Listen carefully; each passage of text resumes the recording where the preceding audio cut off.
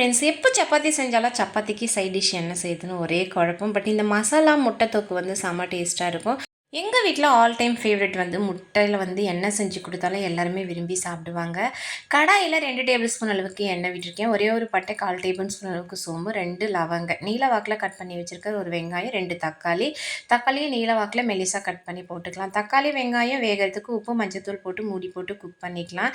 இதுக்கு முன்னால் என்னோடய வீடியோ ஃபஸ்ட் டைம் பார்க்குறீங்கன்னா பிடிச்சிருந்தா சப்ஸ்கிரைப் பண்ணி பாருங்கள். அப்போ தான் நான் போடுற வீடியோ எல்லாமே உங்களுக்கு நோட்டிஃபிகேஷன் ஆகும். அப்படியே உங்கள் ஃப்ரெண்ட்ஸ் அண்ட் ஃபேமிலிக்கு மறக்காமல் ஷேர் பண்ணிவிடுங்க. தக்காளி வெங்காயம் நல்லா குழைவாக வெந்துடுச்சு. முட்டையில் வந்து வெள்ளை தனியோ எல்லோ தனியோ பிரித்து அந்த வெள்ளையை வந்து ஸ்லைஸாக கட் பண்ணி வச்சுக்கிட்டேன். காரத்துக்கு தகுந்த மாரி ரெட் சில்லி பவுடர், தனியாத்தூள், கரம் மசாலா எல்லாம் 1/2 ஸ்பூன் அளவுக்கு போட்டுக்கிட்டேன். ஸோ நல்லா இந்தமாரி குழைவாக வெந்து வந்த பார்த்துக்க நம்ம ஸ்லைஸாக கட் பண்ணி வச்சுக்கிற அந்த ஒயிட் முட்டையும் போட்டு நல்லா மிக்ஸ் பண்ணி விட்டுட்டு ஃபைனலாக எல்லோவையும் போட்டு ரொம்ப குழைவாக மிக்ஸ் பண்ணாமல் ஜஸ்ட்டு மிக்ஸ் பண்ணி விட்டு இறக்கி சர்வ் பண்ணுங்கள். சூப்பராக இருக்கும்.